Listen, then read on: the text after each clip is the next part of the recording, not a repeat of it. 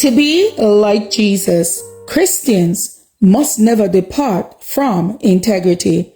And he said unto them, Ye are they which justify yourself before men, but God knoweth your hearts. For that which is highly esteemed among men is an abomination in the sight of God.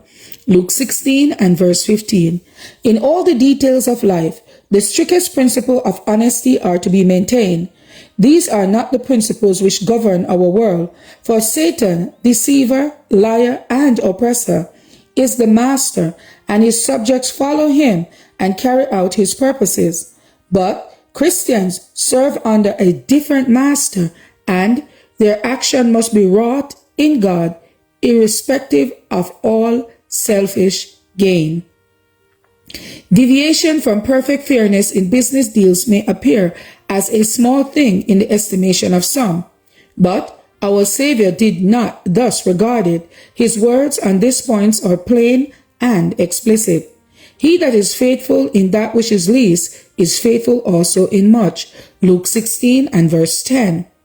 People who will overreach their neighbors on a small scale will overreach in a larger scale if the temptation is brought to bear upon them. A false representation in a small matter is as much dishonesty in the sight of God as falsify in a larger matter. In the Christian world today, fraud is practiced to a fearful extent.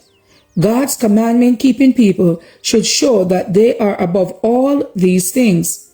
The dishonest practice which mar the dealing of men and women with their fellow human beings should never be practiced by one who professes to be a believer in present truth.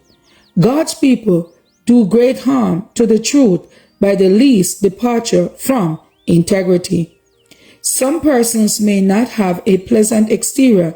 They may be deficient in many respects, but if they have a reputation for straightforward honesty, they will be respected.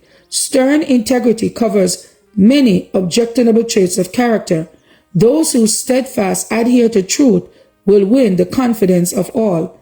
Not only will fellow believers in the faith trust them, but unbelievers will be constrained to acknowledge them as persons of honor.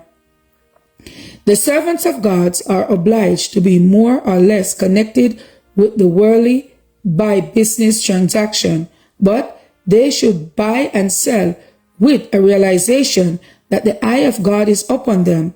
No false balance or deceitful weights are to be used, for these are an abomination to the Lord.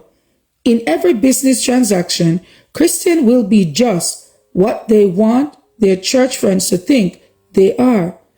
Their course of action is guided by the underlying principles. They do not scheme. Therefore, they have nothing to conceal, nothing to gloss over. To be like Jesus, June 20th. As for me and my house, we will serve the Lord. Thank you all for listening, and please join us once again tomorrow for your daily devotional reading.